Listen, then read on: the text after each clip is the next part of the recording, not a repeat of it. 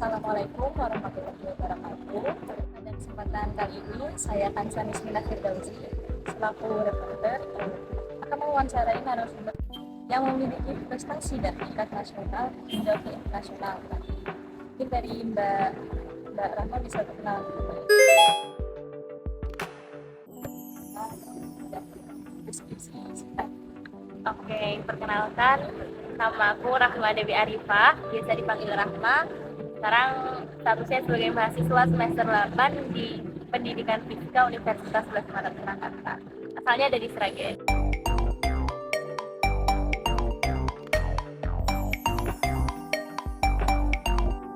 Mbak Rahma ini udah punya pengalaman bekerja juga, sudah punya banyak sekali organisasi dan juga kepanitiaan atau lomba-lomba juga sudah banyak.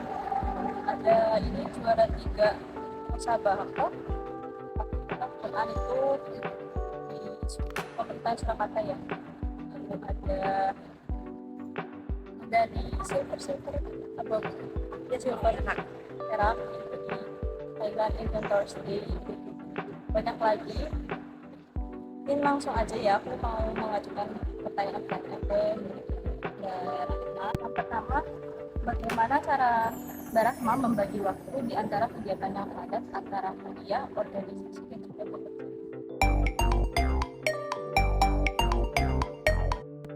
Oke, berbicara ini ya terkait manajemen waktu. Kebetulan, alhamdulillah selama ini aku menerapkan prinsip dimana ketika kita itu bangun tidur, kita bisa ada quality time, terutama quality time bersama Quran gitu ya. Mungkin kita menyisihkan waktu-waktu kita terus itu untuk ya paling nggak kita baca Quran, apalagi kita punya 24 jam ya, punya 24 jam semuanya. Tapi gimana caranya kita bisa memaksimalkan di waktu-waktu khusus, misalnya habis subuh atau habis subuh dan pada maghrib dan pada subuh itu kita kesampingkan dulu HP-nya, ya paling nggak setengah jam atau 1 jam kita bisa maksimalin buat baca Quran. Dibolehkan kalau misalnya misal habis subuh kita pakai setengah jam buat baca Quran, sebagai setengah jam baca Quran, kan nggak terlalu berkurang ya. Nah itu mungkin kalau dari aku pribadi tipsnya gimana kita bisa menggunakan quality time itu dari 24 jam yang ada kita sisihkan buat quality time bersama Quran ataupun dengan membaca buku Islami. Itu yang pertama. Terus yang kedua, kita harus tahu skala prioritas ya. Kalau skala prioritas mungkin ini waktunya kita ngerjain tugas, ya udah kita kesampingkan hal-hal yang mendistraksi kita gitu. Kayak misal oke, kita kasih challenge buat diri kita ngerjain tugas dari jam 8 malam sampai jam 10. Ya udah kita fokus aja, chat-chat yang nggak terlalu penting kita tinggalkan dulu.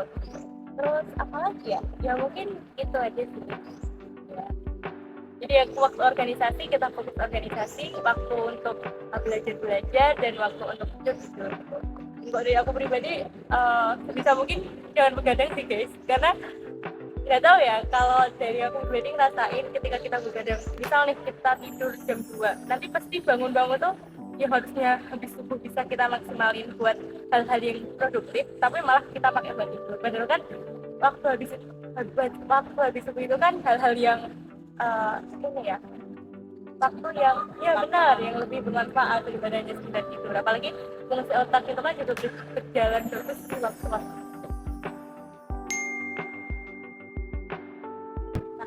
Karena melihat dari seberapa aktifnya Mbak di organisasi, di kepanitiaan dan lomba-lomba itu, apa sih yang mendorong Mbak Rahma untuk menjadi seaktif itu di masa-masa kuliah ini?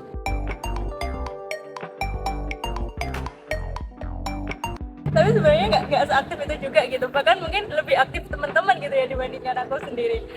Kalau dari aku ini sih guys, dari aku sendiri kayak menanamkan, ya kita kan masih muda jadi ya sebisa mungkin kita memaksimalkan kesempatan yang ada di hadapan kita gitu. Apalagi kita sebagai mahasiswa gitu, title sebagai mahasiswa itu mahal banget gitu. Misalnya aku ikut lomba, bukan lomba-lomba yang misal ke luar negeri atau di dalam negeri, ke luar pulau, itu alhamdulillah didanai oleh kampus juga. Jadi kita nggak mungkin bisa dapat pendanaan itu kalau kita nggak jadi mahasiswa gitu. Jadi ya buat teman-teman semuanya yang masih semester 4, semester 6 atau mungkin semester 2 gitu, itu dimaksimalin karena ya itu tadi, kalau kita nggak pakai kita tidak menggunakan title kita sebagai mahasiswa dengan baik-baiknya, ya rugi gitu. Apalagi buat yang bayar UKT banyak ya, terus kita nggak manfaatin, itu ya sayang banget gitu sih.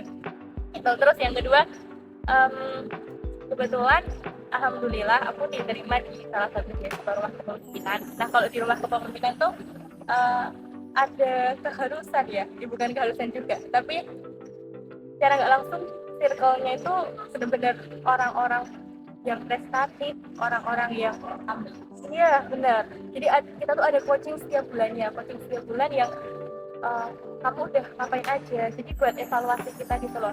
Nggak apa-apa kamu daftar lomba nggak menang, nggak apa-apa kamu jadi kamu ikut organisasi cuma jadi staff nggak apa-apa. Tapi setidaknya kita tuh jadi mahasiswa jangan cuma kupu-kupu doang gitu. Paling nggak kita bisa kasih kontribusi buat sesama, terus bisa membuahkan prestasi yang secara langsung kan kalau misalnya kita punya prestasi, orang lebih percaya dengan kita.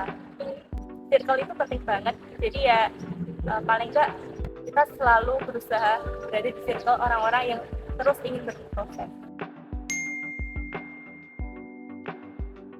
Karena perjalanan Mbak Rahma dari awal sekolah sampai bisa menangin banyak-banyak lomba.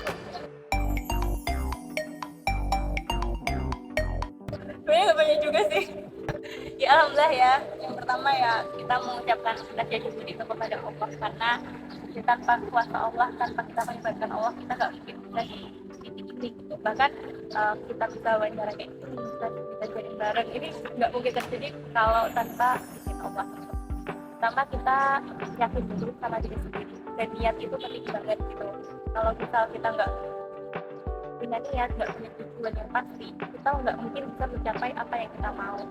Terus yang kedua, ya selalu melibatkan Allah, karena banyak banget ya hal-hal di belakang ini yang udah aku alamin, kayak ini kayak nggak mungkin deh ngurus surat bisa selesai dalam 1 bulan, apalagi surat dari dikti harus turun, dan itu tuh bener-bener yang ngurus surat buat ke luar negeri yang benar-benar harus dapat surat dari dikti yang harusnya sebulan, itu alhamdulillah gitu kita benar-benar udah maksimalin usaha kita dan selalu melibatkan Allah, alhamdulillah 2 minggu itu turun gitu. Dan banyak hal yang nggak kita sangka, tapi dengan kita yakin sama Allah kita udah usaha maksimal tuh ya kita sabar, dan sabar itu bukan pasif ya, sabar itu bergerak aktif gitu. Ketika kita udah yakin dan selalu memberikan usaha terbaik, insya Allah pertolongan Allah itu selalu ada, entah itu kapan ya guys. Penting kita yakin dan berusaha maksimal. Mungkin kita ya ini ya, kalau dari aku pribadi dulu aku juga sering ikut lomba dan nggak menang gitu, dan itu kayak aduh kok nggak menang ya, tapi tahun kedua tahun ketiga coba lagi kayak oh alhamdulillah. Jadi memang dulu itu sebuah pembelajaran, kalau misalnya aku berhenti di situ ya mungkin aku nggak bakal mendapatkan di tahun kedua atau tahun ketiga apa yang aku butuh. Kalau melibatkan Allah, terus niat yang pasti, minta doa dari orang tua, dan jangan gampang putus asa, insya Allah. Mbak Rahma ada tips lain nggak gimana caranya biar kita tuh bisa mencapai apa yang kita mau? Ya kurang lebih sama ya, yang penting ya kita niat, terus kita doa ke orang tua, selalu melibatkan Allah, dan intinya kalau misal kita belum dapat ya coba lagi gitu, jangan mudah berpuas diri, jangan mudah berputus asa gitu.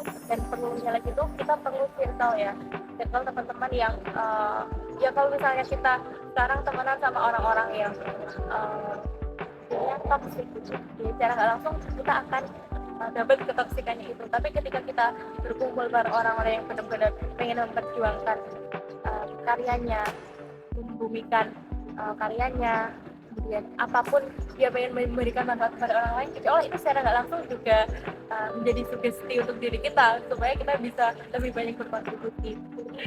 Terus ya kita perlu mentor juga ya.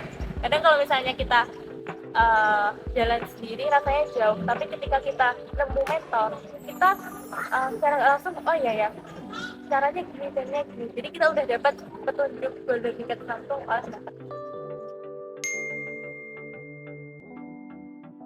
Dari pengalaman Mbak yang udah banyak apa sih pesan-pesan yang Mbak harap dari Mbak Berkah? Mungkin ini ya terkait dia memaksimalkan segala kesempatan, dan mungkin yang saat ini yang kurang pesan yang harusnya aku tahu dari dulu gitu, itu terkait memanfaatkan relasi ya. Ini mungkin yang jadi kelemahanku. Sebenarnya akan aku alhamdulillah keterima di beasiswa ruang kepemimpinan, tapi yang satu hal yang mungkin karena aku kesibukannya udah ambil di lab, terus kemudian organisasi dan lomba lain-lain, tapi aku kurang bisa memaksimalkan relasi gitu. Jadi kayak misal sebenarnya kan kalau misalnya di rumah kepemimpinan tuh banyak banget ya regional dari UI, UGM dan lain-lain gitu. Cuman kelemahanku ini aku kurang bisa membangun relasi yang benar-benar kuat gitu. Kayak misalnya aku sebenarnya ada target sih dulu tuh supaya bisa aku tuh paling nggak kenal setiap regional minimal 5 orang atau 10 orang, tapi itu belum bisa maksimal gitu di aku. Jadi kayak membangun relasi yang benar-benar bisa bertahan lama gitu. Mungkin teman-teman nih gampangannya kalau misalnya lagi ada kajian, nah terus ada pembicara yang pembicara terkenal, pembicara yang populer gitu. Nah itu teman-teman sebenarnya bisa tuh membangun relasi dari situ. Jadi kayak misalnya ada kesempatan kita join sebagai audiens di sebuah workshop gitu. Nah, itu teman-teman bisa bertanya, dan setelah itu teman-teman bisa bangun relasi yang lebih, karena relasi itu penting banget ya. Nggak cuma sekedar kita ketemu di sini udah selesai, itu nggak, kita kan nggak tahu ya 5 tahun kemudian misal mbaknya jadi apa atau saya jadi apa. Nah itu perlu banget relasi ya. Nah itu mungkin yang jadi kekuranganku ya. Jadi selama ini kayak evaluasi buat aku pribadi kurang bisa memaksimalkan momentum-momentum yang sebenarnya di momentum itu kita bisa membangun relasi yang jauh lebih besar. Pesan buat teman-teman semua, semoga bisa memanfaatkan momentum-momentum itu untuk membangun relasi, networking ke semua teman-teman yang ditemui. Jadi yang pertama buat ada apa ya, manfaat lain dari ikut organisasi dan kepanitiaan biar bisa punya relasi.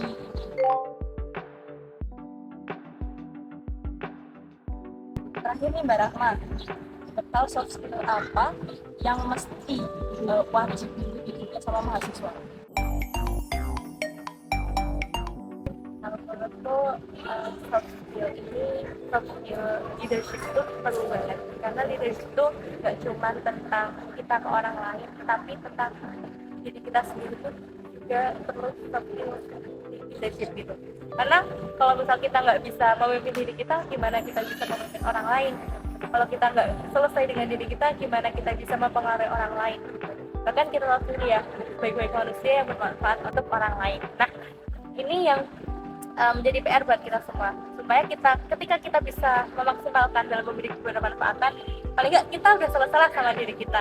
Misalkan belum, ya kita terus berusaha buat memperbaiki diri kita, supaya ketika kita menyebarkan kebermanfaatan itu bisa lebih luas, dan nggak ada apa ya, istilahnya nggak ada tabrakan. Oh aku aja belum kayak gitu, gimana aku bisa memberi kebermanfaatan orang lain?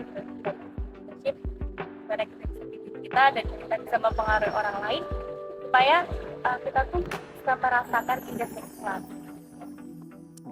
supaya kita tuh bisa merasakan indahnya Islam.